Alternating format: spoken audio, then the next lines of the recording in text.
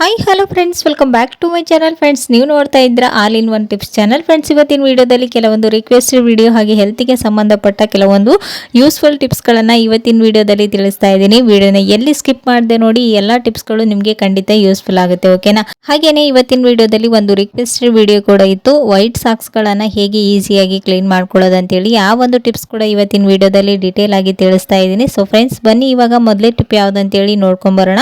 So ಇಲ್ಲಿ ನೋಡ್ತಾ ಇರ್ಬೋದು, ಈ ರೀತಿ ಸ್ಪೆಟ್ಸ್ಗಳನ್ನು ನಾವು ಡೈಲಿ ಹಾಕೊಳ್ತೀವಿ. ಒಬ್ಬೊಬ್ಬರಿಗೆ ನಂಬರ್ ಬಂದ್ಬಿಟ್ಟಿರುತ್ತೆ, ಅಂದರೆ ಹತ್ರ ಇದ್ದದ್ದು ಕಾಣಿಸಲ್ಲ, ದೂರ ಇದ್ದದ್ದು ಕಾಣಿಸಲ್ಲ. ಈ ರೀತಿ ಇದ್ದಾಗ ಅವರು ಡೈಲಿ ಸ್ಪೆಟ್ಸ್ಗಳನ್ನು ವೇರ್ ಮಾಡಲೇಬೇಕಾಗುತ್ತೆ. ಸೊ ಆವಾಗ ಈ ರೀತಿ ಕಣ್ಣ ಹತ್ರ ರಬ್ಬರ್ ಇರುತ್ತಲ್ವ, ಅದು ಡೈಲಿ ಹಾಕೊಳ್ಳೋದ್ರಿಂದ ಅಲ್ಲಿ ಅಲರ್ಜಿ ಸ್ಟಾರ್ಟ್ ಆಗಿ ತುರಿಕೆ ಸ್ಟಾರ್ಟ್ ಆಗ್ತಾ ಇರುತ್ತೆ. ಸೊ ಆವಾಗ ನೀವೇನು ಮಾಡಬೇಕಂದ್ರೆ, ಆ ಒಂದು ರಬ್ಬರ್ ಇರುವಂಥ ಪ್ಲೇಸಲ್ಲಿ ಮನೆಯಲ್ಲಿರ್ತಕ್ಕಂಥ ಒಂದು ಸ್ವಲ್ಪ ಕೂಲಿಂಗ್ ಪೌಡರ್ನ ಅಪ್ಲೈ ಮಾಡಬೇಕು. ಈ ರೀತಿ ಅಪ್ಲೈ ಮಾಡಿ ನೀವು ಈ ಒಂದು ಸ್ಪೆಟ್ಸನ್ನು ಹಾಕೊಳ್ಳೋದ್ರಿಂದ ನಿಮಗೆ ಯಾವುದೇ ರೀತಿ ಅಲ್ಲಿ ರ್ಯಾಸಸ್ ಆಗೋದಾಗಿರ್ಬೋದು, ತುರಿಕೆ ಆಗೋದಾಗಿರ್ಬೋದು, ಏನೂ ಆಗೋದಿಲ್ಲ. ಸೊ ಈ ಒಂದು ಟಿಪ್ಸ್ ಕೂಡ ಖಂಡಿತ ಯೂಸ್ಫುಲ್ ಆಗುತ್ತೆ, ಟ್ರೈ ಮಾಡಿ ನೋಡಿ. ಓಕೆನಾ?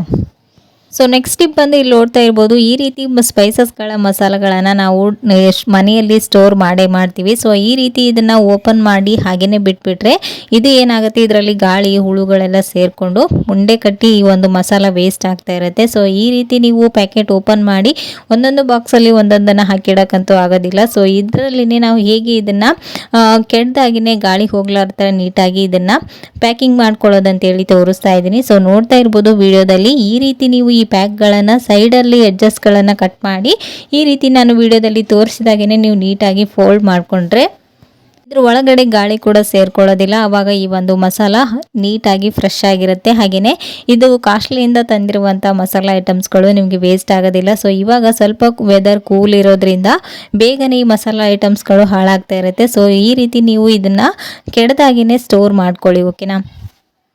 ನಾವು ಡೈಲಿ ಟೀ ಕಾಫಿ ಕುಡಿಯೋದು ಅಭ್ಯಾಸ ಇದೆ ಮೊದಲಿಂದನೂ. ಸೊ ವರ್ಕಿಂಗ್ ವುಮೆನ್ಸ್ ಆಗಿರ್ಬೋದು, ಸ್ಕೂಲಿಗೆ ಹೋಗೋ ಮಕ್ಕಳು ಮತ್ತು ಹಿರಿಯರಿಗೆ ಸರಿಯಾದ ಟೈಮ್ಗೆ ಸರಿಯಾದ ಫುಡ್ ಸಿಗದೇನೆ ಏನಾಗ್ತಾ ಇರುತ್ತೆ, ಇವತ್ತಿನ ದಿನದಲ್ಲಿ ಅವರಿಗೆ ತುಂಬಾ ಹೆಲ್ತ್ ಪ್ರಾಬ್ಲಮ್ ಬರ್ತಾ ಇದೆ. ಚಿಕ್ಕ ಮಕ್ಕಳಿಗೆ ಆಗ್ಬೋದು, ದೊಡ್ಡವರಿಗೆ ಆಗ್ಬೋದು.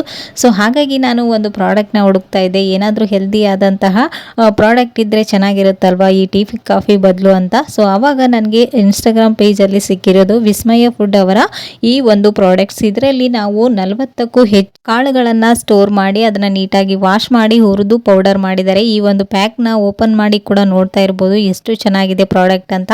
ಸೊ ಇದನ್ನು ನಾವು ಓಪನ್ ಮಾಡಿದ ತಕ್ಷಣ ಇದರ ಸ್ಮೆಲ್ ಕೂಡ ಅಷ್ಟೇ ತುಂಬಾ ಚೆನ್ನಾಗಿ ಬರ್ತಾ ಇತ್ತು. ಇದನ್ನು ನೀವು ಡೈಲಿ ಮಾರ್ನಿಂಗ್ ಇಲ್ಲ ಈವ್ನಿಂಗ್ ಕುಡಿಯೋದ್ರಿಂದ ತುಂಬಾ ಹೆಲ್ತ್ ಬೆನಿಫಿಟ್ಸ್ ಇದೆ. 2 ವರ್ಷಕ್ಕಿಂತ ಮೇಲ್ಪಟ್ಟ ಯಾರಾದರೂ ಇದನ್ನು ಕುಡಿಬೋದು, ತುಂಬಾ ಒಳ್ಳೆಯದು.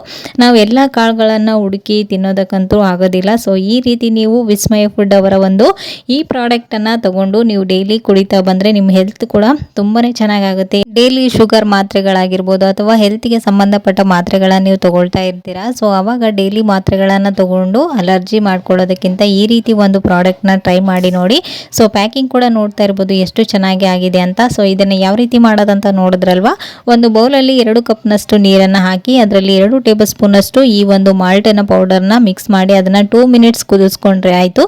ಇದರಲ್ಲಿ ನೀವು ಬೆಲ್ಲ ಬೇಕಾದರೂ ಮಿಕ್ಸ್ ಮಾಡ್ಕೊಳ್ಬೋದು, ಇಲ್ಲಾಂದರೆ ಒಂದು ಸ್ವಲ್ಪ ಸಾಲ್ಟನ್ನು ಮಿಕ್ಸ್ ಮಾಡಿಕೊಂಡು ಕುಡಿತಾ ಇದ್ರೆ ಹಾಗೆ ಕುಡಿತಾನೆ ಇರಬೇಕನ್ಸುತ್ತೆ, ಅಷ್ಟು ಟೇಸ್ಟಿಯಾಗಿರುತ್ತೆ. ಹೆಸರಿಗೆ ತಕ್ಕ ಹಾಗೆಯೇ ವಿಸ್ಮಯ ಅಂತ ಹೆಸರಿದೆ. ಹಾಗೆಯೇ ಪ್ರಾಡಕ್ಟ್ ಕೂಡ ಅಷ್ಟೇ ನಿಮ್ಮ ಹೆಲ್ತಲ್ಲಿ ವಿಸ್ಮಯನೇ ಆಗುತ್ತೆ ಅಂತಲೇ ಹೇಳ್ಬೋದು. ಸೊ ಈ ಒಂದು ಪ್ರಾಡಕ್ಟ್ ನಿಮಗೂ ಬೇಕಂದರೆ ಸ್ಕ್ರೀನ್ ಮೇಲೆ ಕಾಣುವಂಥ ನಂಬರ್ಗೆ ಕಾಂಟ್ಯಾಕ್ಟ್ ಮಾಡಿ ಅಡ್ರೆಸ್ನ ಹೇಳಿದರೆ ನಿಮ್ಮ ಅಡ್ರೆಸ್ಗೆ ಅವರು ಕಳಿಸಿಕೊಡ್ತಾರೆ. ಸೊ ಒಂದ್ಸಲ ಟ್ರೈ ಮಾಡಿ ನೋಡಿ. ಓಕೆನಾ? ಸೊ ನೆಕ್ಸ್ಟ್ ಟಿಪ್ ಬಂದು ಇಲ್ಲಿ ನೋಡ್ತಾ ಇರ್ಬೋದು, ವೈಟ್ ಸಾಕ್ಸ್ ಹಾಗೆ ಯೂನಿಫಾರ್ಮ್ಗಳನ್ನು ಹೇಗೆ ಕ್ಲೀನ್ ಮಾಡ್ಕೊಳ್ಳೋದು ಈಸಿಯಾಗಿ ತಿಳಿಸಿ ಅಂತ ಕೆಲವೊಬ್ಬರು ರಿಕ್ವೆಸ್ಟನ್ನು ಕೂಡ ಮಾಡಿದ್ರು ಇನ್ಸ್ಟಾಗ್ರಾಮಲ್ಲಿ.